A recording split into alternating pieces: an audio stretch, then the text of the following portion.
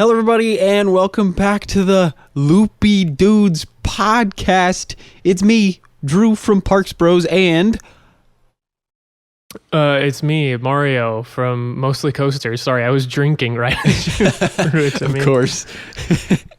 But yeah, it's been a little while since we've done one of these, and by a little while, I mean, I think the last time we did a podcast like this was last August. Yeah. Well, we did the one in person, We did the one in person in November, but that's edited. Literally coming out like a week before this. No, but the last time we actually did a normal one was about a year ago pretty much. Yeah, it was we were talking about my experience at Universal for the first time, which it's officially been more than a year now since I got back. Which is really crazy to think about. The fact that, I think a year ago today was my first full day back, or my second full day back from being in Florida for the 5 or 6 days I was there for the first time.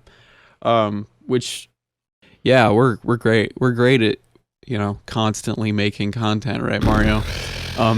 Some would say the best at constantly making content, yeah. I mean, you're more consistent than I am right now. If you don't know, Mario's got some fantastic videos that have been coming out, whether it's reviews or vlogs. And yes, you literally are. I'm literally a video a week right now because of reasons. Because of reasons. Nice. Well, it's like a combination of things. I won't lie. Well, since it's been so long since you've been to Florida, how have your opinions changed on it from the first time you've come? I don't want to go back this year. Not that they're bad parks or anything. I just want to see different parks.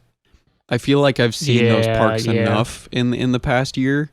It's not like they're my home parks either, where I can drive 20 minutes, an hour, or whatever it is to go. Well, but you have the constantly. Season pass, right? So it's like you got the utility of your pass, and that's the best way to do it. Is just get as much as you can out of it, and then you don't have to go for a long period of time, and that's valuable. Yeah.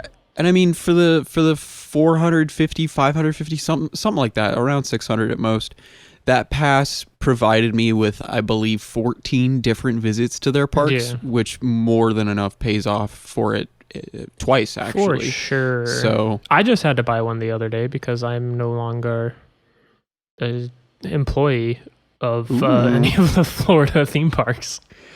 I mean, for the price, though, it's really not a bad offer, especially for 3 different parks. If you're doing the 3-park pass. Well, it's $100 cheaper for Florida residents as well. Really? Okay.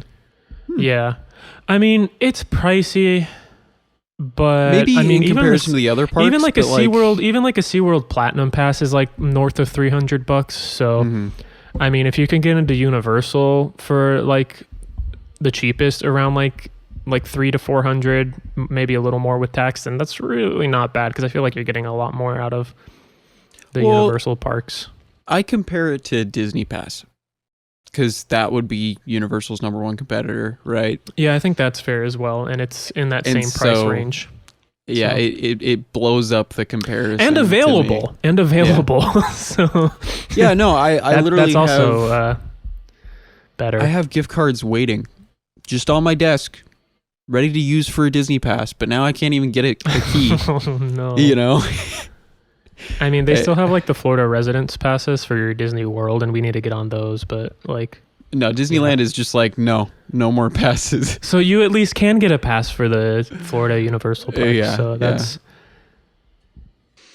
So that's definitely a positive there. But speaking of your frequent posting on YouTube as of late, one of those videos you posted not too long ago, and realistically, if you filmed more than one video there, those are all probably going to come out before this comes out. But you went to Carowinds, and you filmed a vlog there, at least one. We got to talk about that, because Carowinds is one of the bucket list parks for me. I gotta ride Fury eventually. I really want to ride Copperhead Strike. It looks like a lot of fun. And of course, things like Afterburn, hello. But let's just start with that. Like, Carowinds, how is it? Would you recommend it? What are the top things there that you would recommend?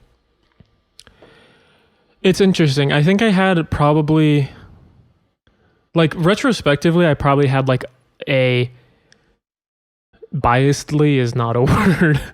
I had a fantastic time. I'll start off by saying that. But I think it may have been heavily influenced by a lucky set of circumstances. I went like at the very beginning of June. I think it may have been like right before local schools were out for summer. So I had very low crowds. The only day that was somewhat busy was a Saturday, and I had already allotted that entire day just for filming. So I really don't know, what the park is like on a busier day. But from what I experienced, it very easily became one of my favorite parks. They have obviously a lot of coasters, with 14 currently in operation. I was only able to ride 12 because they have a kiddie coaster that adults aren't allowed on without a child, and then Nighthawk was down. But oh, really? Yeah, it's been down all season.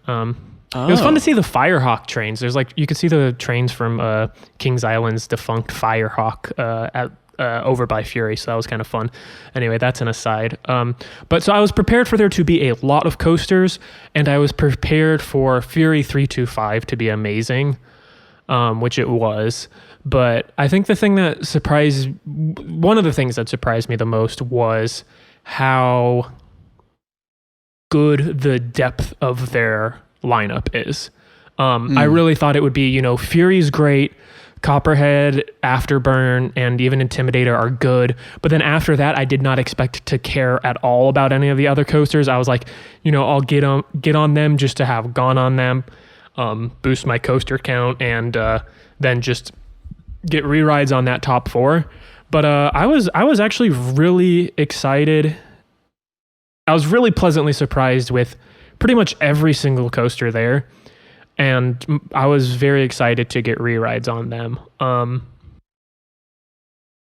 I think there's only really like a couple rides that I didn't care for, and that, again, that was really surprising to me because I wasn't really too excited about much more than their top 4. But yeah, there's a lot of depth. Operations are really good at that park. I could tell they were lower on staffing, again, because when local schools are in session, that's obviously going to cut into your amusement park staffing. Yeah, definitely. But they made it work with what they had, which, as someone that's worked in the theme park industry for like many years now, I understand that that's difficult to do, but they did it. They did it with a smile most of the time. So operations were really good. It's a really pretty park as well. I spent a majority of my time in the 2 Carolinas at Carowinds and pretty much only at Carowinds.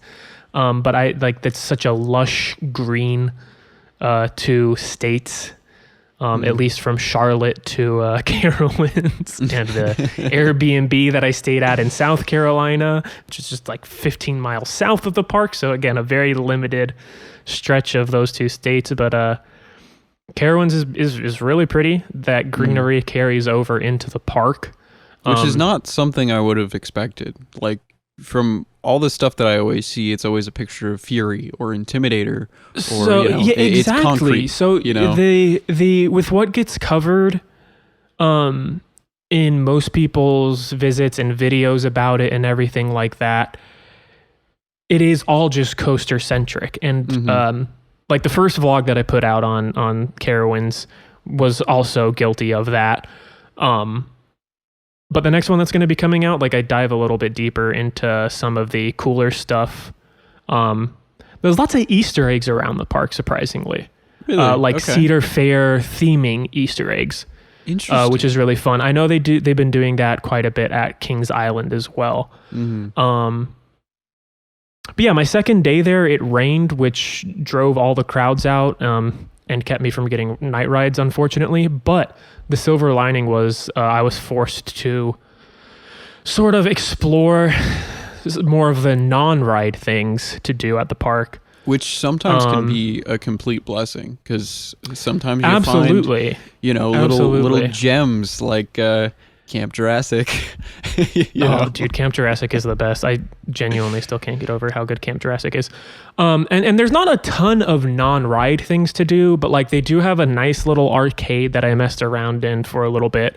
But they have this one like blue something country kitchen or whatever, and I spent an hour in there just looking at posters and like the nice decor that they had in there, and even by their boomerang flying cobras, they have themed posters up, and all of them just give little nods to Knott's Berry Farm, King's Dominion, King's Island. There's plenty of references to with the Miami River Lumber Company.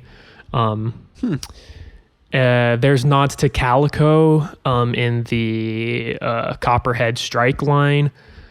So they just had like a bunch of posters up, specifically in like the Blue Ridge Junction area, which is where Copperhead Strike is, tying in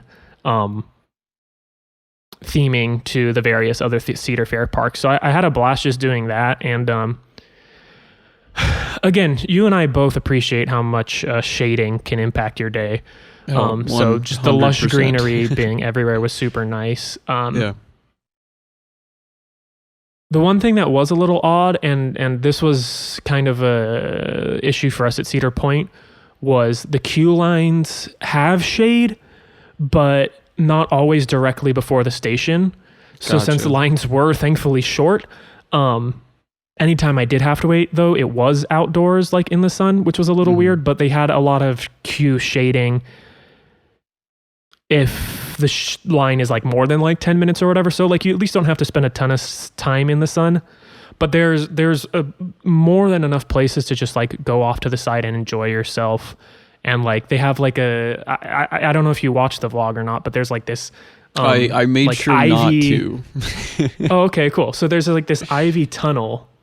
I don't know if it's ivy, but they have like some plants growing over this like tunnel, and it's like it was a 95-degree day the first time I went, and walking through this tunnel that's like covered by plants, it literally feels like it's like 75 degrees in there. I mean, so it's like there's a lot of it was like literally the best thing ever. It's like there's so many places that you can just like get out of the sun, but it's also like more than just like dipping into like a gift shop or whatever, which is kind of like, okay, like whatever, this is like, anywhere you go and it's hot. If you just go inside a building, it's obviously going to cool you down, but it's like you could still enjoy like being outdoors, getting some fresh air, but also not like burning your skin off.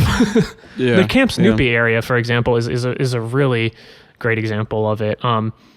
They left like one of their stadiums, like where they do like, I'm sure like Peanuts shows or whatever. They left one of their stadiums open just as like a seating area for people to get out of the sun.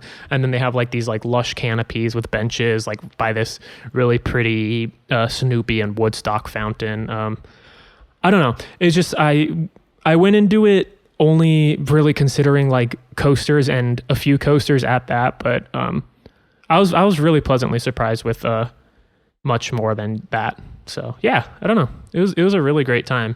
And then those 4 coasters were also wonderful. Well, it's like for me, never being at that park before, only seeing it from a distance from my plane, I only think about those 4 coasters. Like that is the thing that draws me to that park. But from everything I've heard, it definitely seems to be one of the better, well-rounded parks overall in the Cedar Fair chain. Yeah, definitely. So, I mean, obviously you have your star attractions like Fury, Copperhead, Intimidator, Afterburn. But outside of that, it definitely seems to be a more accommodating park for just non-thrill seekers as well, even though they have 14 coasters. They have a really good collection of flat rides, and then they also have a water park that's included with admission. So I think you're really totally right with it being like accommodating. Like it's welcoming to all demographics of people that would even be slightly interested in a theme park. I think if you don't like rides at all, it probably won't be the best place for you. But if you like rides in any capacity, whether it be like, they have a couple of dark rides. They have like shoot, I don't think it's Plants vs. Zombie. They have like a 4D I'm pretty sure shooting theater or whatever. There used to be a Plants vs. Zombies, right? I don't know if it's there It anymore. might be Plants vs. Zombie. It might be themed to something else. They definitely still have the attraction. So they have that, like if you're into dark rides. They have a Boo Blasters on Boo Hill, which is like an old school shooting dark ride. So they have a couple of dark rides even. They have a plethora of flat rides. Like they literally even have like 3 different swing flat rides. Like one's like a tiny one for kids. Then another one's like more your traditional like carnival style themed to like that has like the appearance of like a classic carousel. And then they have Windseeker, which is the one that takes you up like 200 feet or whatever. So they like literally have like different levels of classic flat rides to enjoy. They have a top scan. They have I don't know what the specific ride type is called, but one of those pirate ships that inverts. So I like they have thrilling rides for people that maybe don't like roller coasters. They have tame rides for people that don't like thrilling rides. They have a whole water park. They don't have any like water rides, but again, the water park is free admittance. So yeah, I don't know, man. They really do have, they have it all as far as rides are concerned, and even just the coaster lineup. I mean, you have a good like 3 or 4 rides for the smaller coaster enjoyers. You have some pretty good stepping stones to get up to the higher thrill coasters, and then obviously you have 4 really, really solid high thrill attractions. So yeah, I would. It's a great park for families, I think, in that respect. A lot of it is spread out as well too, because it's not. Okay. I mean, for the really, really tiny ones, obviously Camp Snoopy is where you're going to be spending your time. But it is nice that it's like, I want to go on Fury 325, but like little Timmy's like, no, that's too scary. It's like, okay, cool. Well, you can go on the Wild Mouse, which is like 5 steps away, while the big kids go on Fury 325, and then we'll just meet up like 2 feet away. Okay. So it's like really cool from that regard. And it's a very easy park to navigate. A park with 14 coasters, like I'm envisioning, something like Magic Mountain or Cedar Point, where it's like, okay, well, we're going to get our rides in this section of the park, and then that'll probably be it for the day because we have to go on to other stuff. It's like, no, if I want to go from one end of the park to the other because those are the rides that I want to ride, I can do that within a matter of like 10 minutes because it's a really easy park to navigate as well. So I think that aspect of it was really awesome and really allowed me to enjoy it to the fullest. I don't know, man. It has a lot going for it. It looks nice too, like aside from like just the natural like foliage and whatnot. Their landscaping is really good. You can tell that they actually like take care of the park. A lot of the areas look newly renovated and are like super clean. Like kind of, I guess, think of like the aesthetic of like the front of Cedar Point, but then you also have like trees and more than just like concrete. So if the front half of Cedar Point was nice, is what you're trying to say? Well, yeah. So it's kind of like if the front half of Cedar Point, like you took the front half and the back half and just kind of mushed them all together throughout the park. It's kind of like that. Okay. So it's like no one area is like particularly one note. Yeah, no. It's really good. So what I'm getting at, I think at this point is I need to go here because I realistically will have a better overall time than visiting a park like Cedar Point.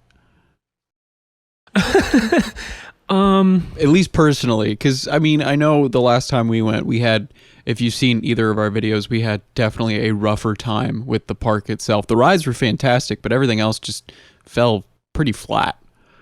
Yeah, I think that is the case. Again, that's why the only reason I'm hesitant to like definitely be like yes, absolutely, is because the first time I visited Cedar Point was drastically different from when you and I went. Which yeah, I can understand, because obviously every park is going to have a good week, a bad week, a good day, bad day. Yeah, absolutely. There's so many things that go into a park day, but I just feel like Carowinds, from what you're describing and what I can see on the map in front of me, is that there really just is this abundance of just a real purposeful mix of attractions, as well as the fact that you can the fact that you can enter the water park with your admission is a huge thing. I think that's amazing. You're pretty much getting 2 parks for the price of 1, which I've always loved at parks. I think that's fantastic. And then in addition to that, of course, you talking about the cleanliness, the shade. How was the food? Was the food any good? I will be completely honest. The food was probably, because I ate a lot at the park. I bought a dining plan literally just for this trip. I didn't have any bad food. I'll start with that. And they have a very good variety of food. But as far as like quality of each individual location, it's standard. It's standard for sure. But I mean, like there were surprisingly a good amount of like healthier options. Like on the first day, I had this like nice salad that actually had like grilled vegetables in it, which is like, okay, that's like a fun option as opposed to just like a crummy little side salad is like the only thing you can have to eat healthy. They have barbecue like under heat lamps, like a lot of parks do. And I will say the barbecue was definitely better than Cedar Point's because it was like hot. Oh, wow. Hot barbecue. Yeah, I know. Hot food, right? Can you imagine?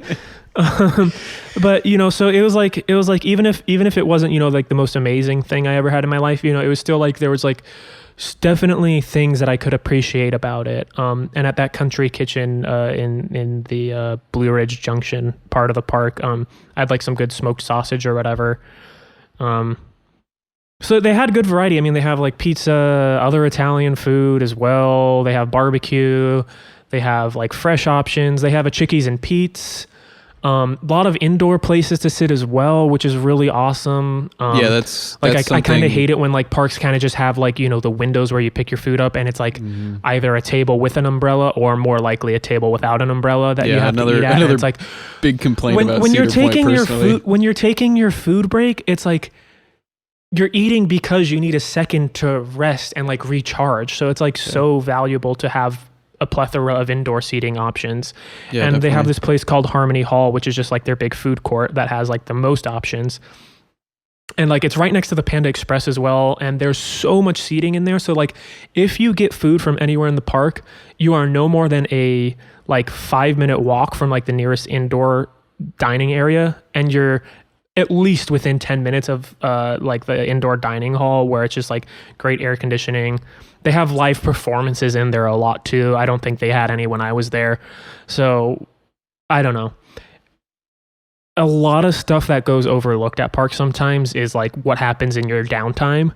And I feel like I had very valuable downtime at Carowinds, which allowed me to have more valuable uptime as well. So I appreciate it from that perspective for sure. Yeah, because I think that was our biggest problem with Cedar Point was our downtime. Whenever we tried to get food, there was always something going absolutely abhorrently wrong, or we were just trying to relax and that would go awry.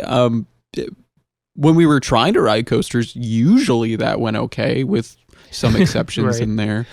But we had so many points where like by the end of the day we're just like we had to call it early, and it's like we're coaster enthusiasts. We should be riding coasters from park open to park close. Like, there's no reason we should be calling it in early just because we don't have it in us to stay at the park a little longer. So yeah. And I mean, with that downtime perspective, if you're able to recharge properly, then why not go all the way to the end of the night? Yeah. Like that ends up being a huge factor in how your day goes. And if a park like Carowinds can recharge you like in the right ways, and boom, you've got delicious food, some nice shade, it's cool, AC, whatever it is, you're more willing to keep going to the end of the night. And I think that could totally change someone's trip, from getting upset at something and leaving an hour and a half early, or getting that last night ride on Fury. Right. I mean, well, because like at Cedar Point too, there was like times where we'd have to sleep in like 2 hours the next day because we were just so dead from the day prior. Yeah, because every day at Carowinds I was able to go open to close. And a lot of that I think was because of the sun, because of the lack of shade. Absolutely. We were just beaten down by the sun constantly. Just And also we weren't able to get food sometimes, or the only food we were able to get was a stale hot dog, because they closed the restaurants. That's the other thing early. too, is they closed. The park was very empty, so they closed a lot of the locations, but they did leave that main dining location open till, I believe, close every single day that I was there. Okay. So that was also very important to me. That makes a lot more sense to me than, closing some of your major restaurants and only leaving one tiny stand as your only option. Yes, it was the stands and like the restaurants in the back of the park that were closing down. But yeah, at Cedar Point, they genuinely did just close like the major food locations. And like you said, it was like the corn dog stand is the only place that had any food. And that was a full hour before close versus like literally like 10 minutes before close, which is when I had dinner a couple times. So I love how this that. is just becoming Cedar Point bad, Carowinds good. I promise that's not the purpose of this. I can't help but have a sour taste left in my mouth after our visit to Cedar Point, and people still, going out of their way to be like, this is the best place ever. Personally, there's so I did much not more have that goes into experience. enjoyment at a park. There's so much more that goes into enjoyment at a park than coasters, because like I'm not going to pretend that like Cedar Point doesn't have a better overall lineup than Carowinds. I mean, Carowinds does come closer than I would have expected, but like, when it comes to overall experience, I think they're a lot more comparable, and Carowinds definitely pulls a lot more weight when it comes to the, literally anything other than coasters, to be honest. I mean, I will say, I think it would have been fun if they had more entertainment options as well. Like I said, like they had a stage in that dining hall that didn't have any performances going on when I was there personally. Maybe so that's I think just a more later of their in the year entertainment thing. is just, more of their entertainment is definitely just seasonal. Mm-hmm. But like from the perspective of like doing non-coaster things or doing like things that like you can recharge while enjoying, I definitely would have. It would be better if there were a couple other entertainment esque attractions as opposed to just rides, I guess. That's probably like one of the only criticisms I could have. I mean, there's like some small stuff, like some of the operations were slower on the coasters, but it wasn't particularly due to like operators moving slow. It was like Vortex, their stand-up coaster, for example. They have to go like row by row, unlocking and relocking the restraints to make sure that the standing position is comfortable for everybody. So it's like, okay, well, that's just inherently going to take a longer time than your typical coaster to dispatch. So it's like even like small things that you could find issues with, it's like not particularly a problem, if you know what I mean. Yeah. Like it might be a negative, but it's not a problem that I have. Well, like I just looked up, speaking of food, like there was one of the, at Chickies and Pete's, there was only like one person that was able to take orders. So like they were having to help people with their drink plan.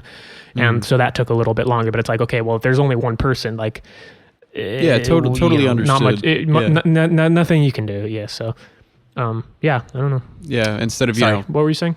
There being 5 people at the hot dog stand, and instead of literally just being ignored when you're standing there waiting to order, and talking to friends no one's instead talking of to you. Helping. Right, and get that's the not line specific of to that 15 corn down. dog stand, because that happened to us at Johnny Rockets at Cedar Point as well when I went with my family and multiple other places. But yeah, no, I mean, I never had an issue with service particularly. Going back to entertainment, though. I just looked up the entertainment options they have at Carowinds. It's pretty sparse, to be honest. They have a couple of like small music groups. They have a Camp Snoopy show, and then they have Beach Blanket Beagle, which is like their top of the line like musical act. I will say, so like in regards to like the music or whatever, I forget what the first thing you said was, but they have like the 325s or whatever. It's like this band that plays over by Fury, and that is really nice, and it like adds to like the energy of the area for sure to have live music going on. So I have to give them credit there, but it's not like a an attraction that you go and do specifically. You know what I mean? It's the only one that would to be the that ambiance of the area is Beach Blanket Beagle, most likely. Which I forget what dates you were there on, but it started on weekends, June 4th. So, okay, yeah. That was the last day I was there, and I was just getting footage of stuff. So yeah. Okay. And I say that it'd be nicer if they had more stuff, and then you bring that up, and I probably wouldn't have seen that anyway. But you know, but still, the option would have. To be honest, there. though, that's at least that's like targeted towards kids, where that's going to be like the more important demographic to cover, since they can't do more of the bigger attractions and stuff. So at least that's nice. And also, again, from like a staffing perspective too, it's probably much more of a priority to make sure you have enough people to make sure all of your permanent attractions are capable of operating versus, you know, a show that people aren't going to be as excited about as the major attractions. So yeah, definitely. So we've talked a lot about Carowinds so far. We're going to keep talking about Carowinds because it's exciting, and you were there for so long, and you were the only person there for so long. I was. I mean, I had the entire park to myself. That's how out empty of the two it was. of us. You were the only of the two of us to make it out. Yes. I'm not jealous at all. You know, I seriously, if flights weren't $500, I would have been there, straight up. No, it definitely, dude. It definitely sucks how impossible it is to do at least multiple cross country trips. Yeah, because flights from here to anywhere else on the East Coast are so cheap comparatively. It's messed up. It's tough. It's tough for a West Coast enthusiast. I'm looking to do one trip this summer, and the flights are going upwards of $600 now, and I'm like, I don't think I can do that. And that's for like a Spirit flight, by the way. It's not even. It's not even disgusting. Like, you know, that's literally disgusting. That's like ultra low cost carrier, you know, in comparison to something like American or Delta. Those flights are 800 plus. So I can stomach a Spirit or Frontier flight if I'm only flying for 2 hours also, because it would be that for 5 hours. It would be about 4, maybe 4.5 hours, I think. Yeah, right. Which it gets a little rough then. But yeah, so that's kind of a bummer. But speaking of flying, bad transition time. Fury. Tell me everything. Well, not everything. You got a review coming out, I'm sure, eventually. But I really want to hear first of all, it's not a flying coaster. I mean, I know it's not a flying coaster, but you're going so fast, it must feel like you're flying, at least in some portions of it. Yeah. And I'd actually say, you know, the only other Giga coaster I've been on is Millennium Force. And that's definitely one of the, probably maybe the only parallel between the two coasters too, is that the speed at which you're flying at is definitely one of the highlights, if not the best part of the ride for sure. But in addition, Fury just has so much other stuff going for it. I was not prepared for how forceful it is, because you see it flying through through its layout, and I mean, B&Ms are always just going to look graceful, whether it's an invert or a hyper coaster. You know what I mean? Like, yeah, Montu going through its layout. I mean, sure, you see it ripping through the elements super quickly, but it's still like visually is graceful as all heck. I mean, every single B&M is. So I think I wasn't prepared for how intense the positives were going to be in some spots, because I'm just like seeing it going fast, and I'm like, oh, fast ride.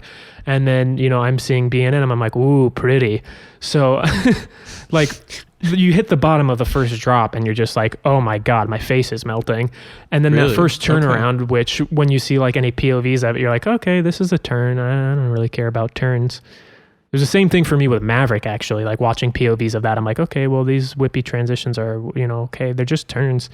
But you go into that overbank turn, And it's not super tall relative to the first drop. It's like half the height of the first drop. So you're pulling positive G's through that. And then like at that point, you're already just like, I thought I'm going on like an airtime like / speed ride. Like I didn't think I was going to be experiencing like 5+ seconds of sustained positive G-forces. Like what is going on? And then the pull out of that is good. You go to those like low to the ground twisty turns over the entrance and all that stuff, which those are fun. I was hoping those would offer like a little more by the way of like laterals. Okay. But again, the main takeaway of those is just like super fast speed, and that is just such like an awesome entryway as well. Yeah, it looks fantastic. You have like literally.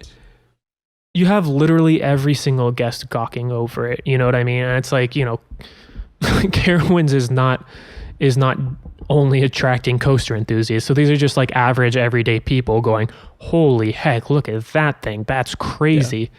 Yeah. So it's very interesting and fun to have like a relatability on that level from like the general public to an enthusiast of like everyone is just super hyped to be seeing that. Well, in the grand scheme of things, it is one of the more known coasters in the US too. Like there are a bunch of random people that know nothing about coasters and they're like, you ever heard of the Fury? You know, like interesting. Okay. I don't know why I made them Southern. Like they live in. Well, I mean, Carowinds is in the South. But yeah, no, it is definitely one of the more known rides for sure. Whether they know it's at Carowinds or not, no clue. Right. But the look of it is just, it's spectacular even in photos. I mean, some of your photos that you've been posting are just, you know, it's freaking amazing. Thank you. Especially that rainbow picture. Ooh, the fact that you were able to get, so that was so good. That was another silver lining of being there after rain is, dude, some of the Fury views were just incredible, and obviously the pictures don't do it justice. I'm just like, I'm walking out of Carowinds after getting like rain rides on Fury 325, and I'm like walking under the archway of track into a rainbow. I'm like, what? You're awful, you know that? Well, and that's also why I say, like, you know, like, I mean, I might be giving maybe the park too much credit, or like, you know, there's some bias there just because maybe I had like an exceptionally good experience. But yeah, anyway, like that whole part where you're going over the entranceway or entranceways, really, like I wasn't really familiar with how the entrance into Carowinds has like multiple paths, and basically they all just converge into like the security / turnstile area. But I thought it was just like the one pathway over that really low to the ground turn and like over the tunnel. You know what I'm talking about? Yeah. Like in between like the treble clef and like the turns that fly over that pathway. Right at state line. Yeah, right on the state line, exactly. But there's pathways that come from like both the left of that and like the right of it. There's like 3, maybe even more pathways that all just come together. So you have like people from like the far north side of the parking lot and like the far south side of the parking lot all converging on this one spot. So there's so many cool views of it. So yeah, I wasn't aware of that Fury like literally goes over like almost the entirety of it is like built over pathways, or at least like this lawn that you're like allowed to walk on and go under and stuff. So that was really cool. Well, I know when they built it, they redid the parking infrastructure at the park. So like all of that is brand new. I mean, brand new being relative, it's been 7 years now. Right, like 2017 or whatever. Or 15. It's just it's very cool that they did that. They didn't really have to go out of their way to make the 3 separate entrances converging into state line, and making this really cool, beautiful entrance with Fury going right above it. But they were like, let's tear out this part of parking, put some more parking, way back where, it's going to take a little while to walk. But no, I think they really made something special with that entrance for sure. Yeah. It's really nice, and it sets the tone for like the park, and even like I saw like families that like were clearly not gonna have anything to do with Fury 325, still like, being in awe of just what it's doing. like not looking at it as like, oh, I can't wait to go on that, but looking at it like, holy heck, did you guys see that? Like, it's just like that's crazy to see a coaster flying that fast. Yeah. Especially like, you know, inches away from you. Like literally just like families like pushing a stroller that are obviously just going to go straight to Camp Snoopy, still being like hyped up by seeing that at all. Definitely. I guess it's just like comparable to seeing like a really like cool plane like flying overhead. It's like, yeah, you're not going to be like inside of that cockpit, but it's like still really crazy to see that flying like right over your head or whatever. Definitely. But yeah, dude, again, more positives too, as you like the treble clef.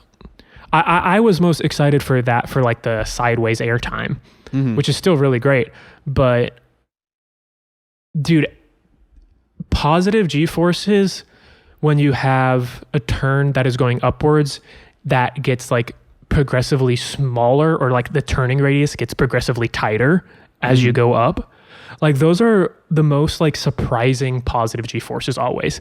Cause I think when you typically go into like an overbanked turn or something like that, like the positive G-forces start out strong, but then obviously like the higher you get, the weaker they become. But when you have a turn that gets progressively tighter, it's similar to like that helix on Rip Ride Rocket, honestly. Okay. When you have a helix that gets progressively tighter, you're just like, oh my God, the forces aren't letting up. Like I'm going higher up, so I'm expecting forces to get less pronounced, but they don't. And that's exactly the effect you experience on the treble clef. And that completely threw me off guard. And it was really welcome at that point too, because like the positive G's from like the first part of the ride finally have worn off. And then like you're getting another dose of them there and then getting like thrown out of your seat. So yeah, the positives were really surprising. And then you have like those airtime finales that were a bit stronger than I expected, honestly, because I expected them to just be kind of like B&M Hyper like floater hills, but dang, they eject you out of them, and especially depending on how much the trim engages and like the weight of the train, how fast everything's going, they can give you some good ejector. Which, like I watched a couple reviews expecting before you went, and that was always the one lull of the ride for a lot of people. They kept saying it was like the boring part of the ride. Was like the airtime hill after the hive dive and the helix. And I'm just sitting there like, even with the trims enacted, dude, people make such a big stink about trims. People make really such a big stink about trims. I'll get into that later, but pet peeve. Yeah. But yeah, it's just it's cool to hear your perspective on it, because I know usually we're pretty agreeable on things when it comes to coasters. Sometimes we have our differences, you know, because we are different people.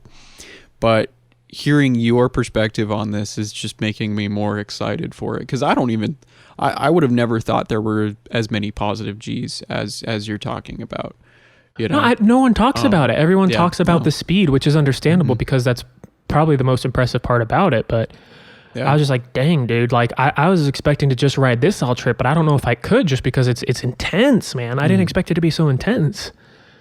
Kind of like Gwazi, like relative to other RMCs. You're like, what?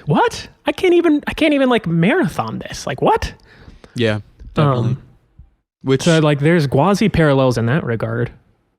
Which again makes me even more excited, because I know how Gwazi is compared to most of the other RMCs. I will say Outlaw's up there in terms of intensity, but I think that's because of the topper track, honestly.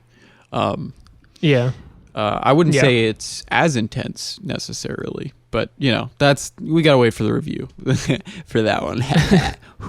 But like sort of yeah. Speaking of trims, there's a ride at that park that is commonly referred to as Intimidator. Bro, yeah, that's so stupid, dude. There was literally another person on one of the rides that I got on Intimidator that I'd have to assume is a coaster enthusiast that was literally cussing out the trims. And he's there by himself, bro. I'm like, what the hell is wrong with you? Can you not just enjoy the coaster? Like, if you were just the average guest and you didn't know that there was specifically something slowing you down, you would just be like, I'm getting really fun floater airtime. Or you probably wouldn't think that if you weren't a coaster enthusiast. You'd be like, I'm floating out of my seat. This is so fun. You wouldn't go, F you to the trim brake. It's like, dude, what is wrong with you? I do think like it was nice going into that ride knowing that the trims are a common complaint that people have. But again, like, I don't know, were you ever bothered by any of your rides where Mako gets slowed down by its trim? Like that trimmed airtime hill is still one of the better hills on that ride. I will say, it would bother me. It would bother me for maybe 5 seconds at most. Like, it'd be like, oh, dang it. And then you keep going. Like, I will say it's more noticeable in the back because the train hits it before you hit it as a whole. Where in the front, it's one of the most forceful airtime moments on the entire ride. You know, and you barely feel it. So it's another reason I prefer the front on Mako, but that's a different story. But yeah, the trims, I mean, even if they hit as hard as possible, it's still like, oh man, darn. Airtime hill. Well, that's the only thing I'll say. You know, it's like, it's really not that big of a deal. If they engage like particularly hard, like to the point where you can feel yourself lurching forward a little bit, it takes away from that perspective. It takes away from the flow of the ride a little bit. But if it's literally just there to gauge, to speed check the ride essentially, and make sure that the airtime is going to be what was intended by the designers of the ride, there's no problem with that. It's meant to provide floater airtime. So yes, it is going to slow you down and prevent you from getting ejected out of your seat because that's the way it's supposed to go. And it's such good floater airtime. I think with the longer trains too, like it slows it down so briefly, like it'll engage for a second and then it's off. So pretty much no matter where I was sitting, like you only feel it for like, you know, like a tenth of the time that the train is physically passing through it. In the back, you would regain all your speed by the time you're cresting the hill. In the front, you get popped up out of your seat anyway, which is again like what you said with Mako. I prefer the front row of Intimidator as well. Okay. Because for many reasons, but yeah, the trims, dude. Yes, there's a lot of them. They didn't affect the ride experience. Like they did not bother me in the slightest. Yeah, that doesn't shock me. That really doesn't shock me, especially after I was able to experience Mako. People make such a big fuss about it. It's like, oh no, it'll only be negative 0.8 Gs instead of negative 0.9. Right. You know, it's like, right, yeah, exactly, 100%. Like it's like, yes, I could see why if you were not expecting it at all, you could be like, oh, okay, like that was a little weird slowing down right here. But I mean, with how much of a stink people make about trims, you would think that it completely removed any airtime altogether, and it doesn't even come close to doing that. Yeah, you still get crazy airtime. It's so silly. Yeah. But yeah, dude, front row, especially like with how long the trains are. You liked Millennium Force like way better in the front, right? Like you were not that big of a fan in the back. 100%. Yeah, front row ride definitely for me.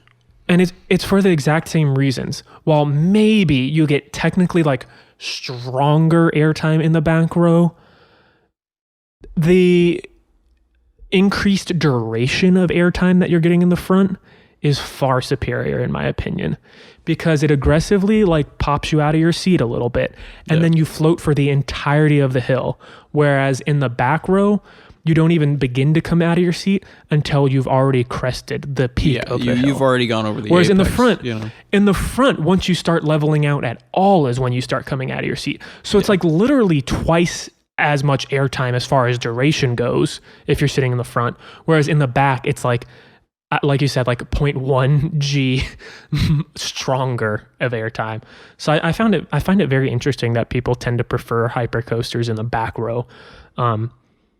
Because if the whole point is like sustained airtime, I feel like it's so much more sustained in the front. How is that not better? But to each their own. Yeah. I gotta ask though, you've been on Diamondback, correct? Yeah. Okay.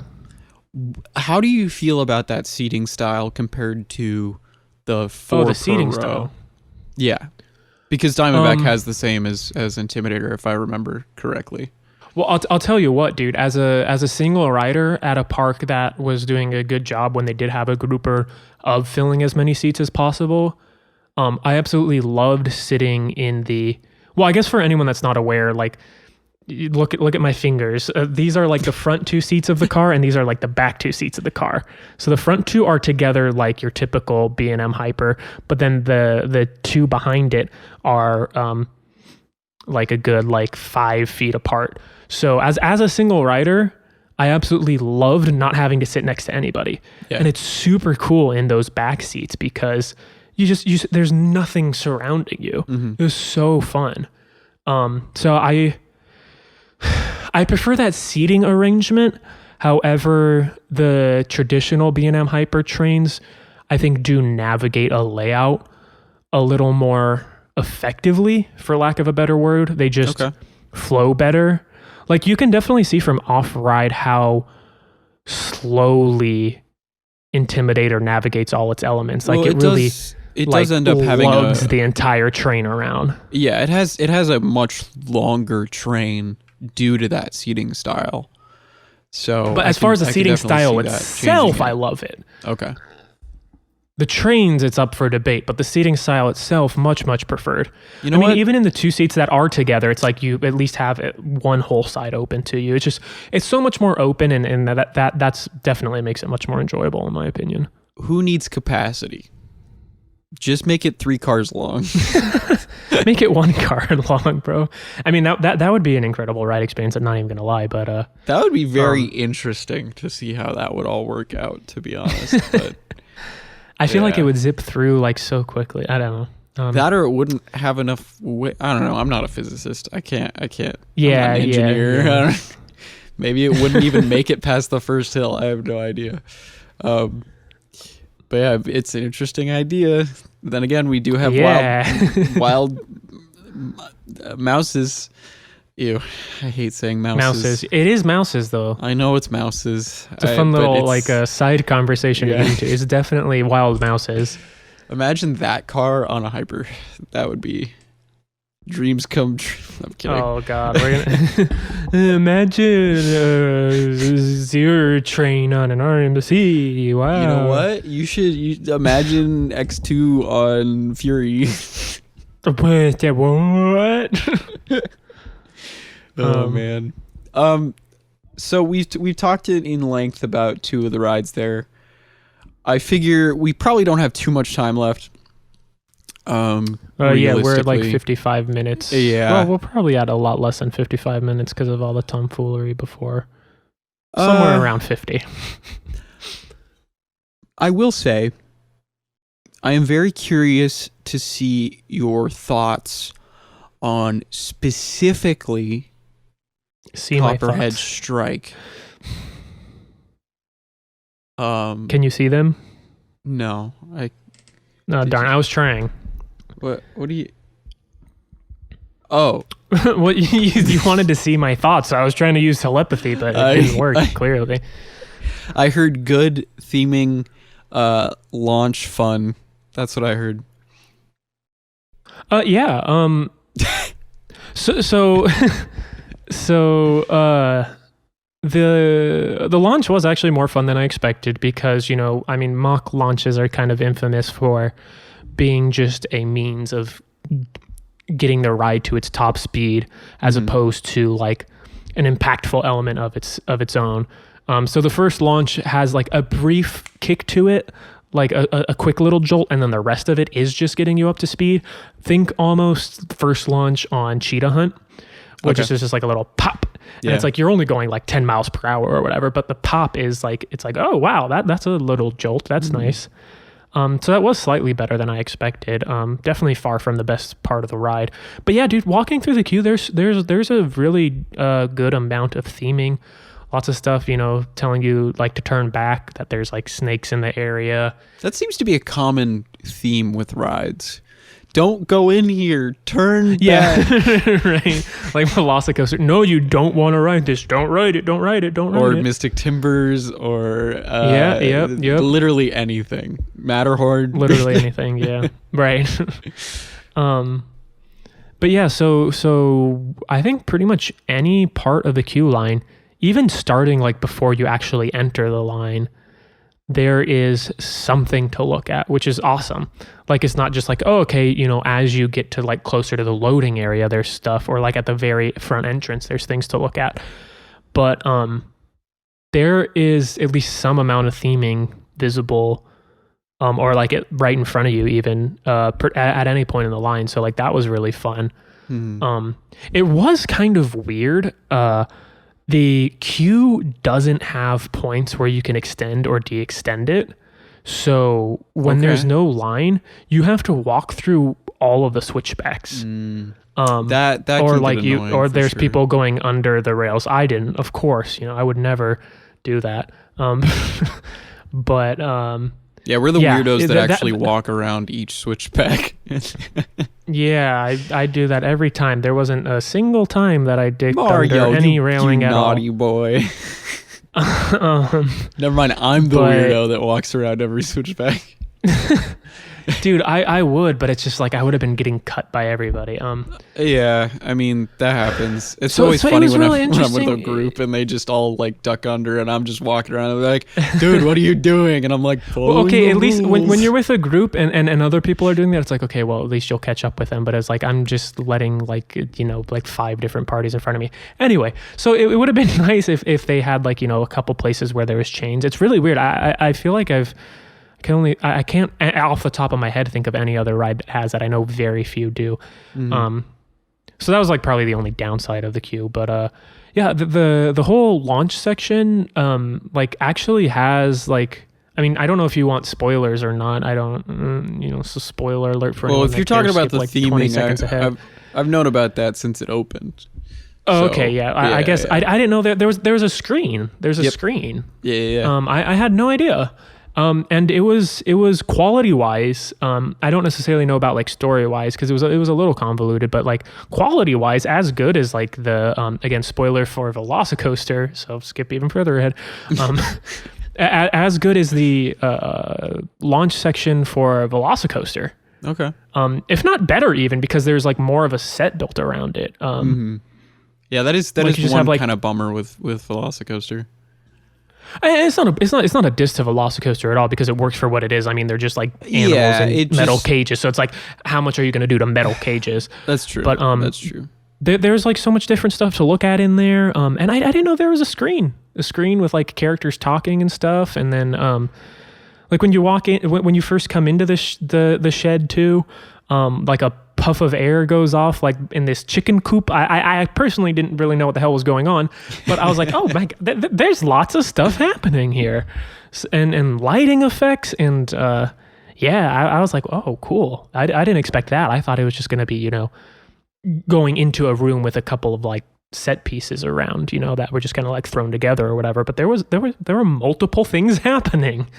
I think and one of the things that was really cool, dude, when you get off of the ride, you can actually, there's like this window with a bunch of like wood textured and like it has like the appearance of wood decals stuck onto the window, so it looks like you're peeking through like these little cracks in the barn to look down at the launch. That's cool. It was really cool, like a little peeksy from off-ride. The details make it. Yeah, no, for real. I was like, oh dang, that's so cool. And like people didn't even notice it until they saw me stopping and like going to look at it. So it was like a little fun, you know, a little more depth than like your typical like theming and visuals from off-ride of a coaster or whatever.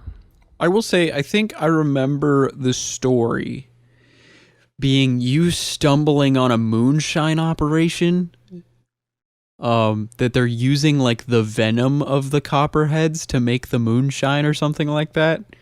If I remember, they're pretending that it's like a jam farm or whatever. So it is. It is a little more complicated, but I think if I stopped and spent time looking at the stuff in line, I think it would have been a little more flushed out. That's fair. Versus just being like, no line, let's go on ride. so I mean, part of that's on me as well. But at the end of the day, also like if it looks cool, who really cares too, So that's I think fair. I think that was really nice. Even not onboard audio, but even like speakers when you hit the brake run, like with I guess like the main characters of the attraction being like, oh darn, we lost them. When you make it to the end of the ride, because I guess you get caught snooping around in their operation, and then you end up running away from them. Yeah. So I was able to at least pick up on that plot point. So it was cool that they had like, even like after the ride was over, they had a little bit more of the theming, at least coming at you in audio form. Mm-hmm. Yeah. So, but I mean, the ride is perfectly well rounded. I mean, I'm not going to say it's like a perfect coaster or whatever, but I think lately I've really been appreciating coasters that like hit on every mark. And I mean, you have some positive G-forces. You have ejector moments, which I was expecting. You have some good floater moments with the second launch and the step up into that like 0G stall situation. Very, very light floater there. A couple of really whippy lateral moments, and then obviously some great hang time where you're like genuinely dangling out of your seat, and then some like floater hang time. Like it hit pretty much like every single mark that you want a coaster to. So I was really surprised with how satisfied the ride left you feeling. That's fair. A long ride too, man. It's like a full minute. Yeah, definitely. And that's the case for all the rides at the park, dude. It's so good, dude. The first ride on it, I just let myself go limp. I'm like, this is what I wanted. I completely forgot that was on that ride because we were so like fascinated by the theming at the launch, Yeah, you kind of do forget about it, right? Because if a ride has a launch, that's typically where it's starting. Yeah. I mean, at least its first launch if it's a multi-launch. But it's so good, dude. Catches everyone off guard, and there was a couple times too where people on the train were freaking out at me not holding on and just letting myself go. Yeah, it was so good, dude.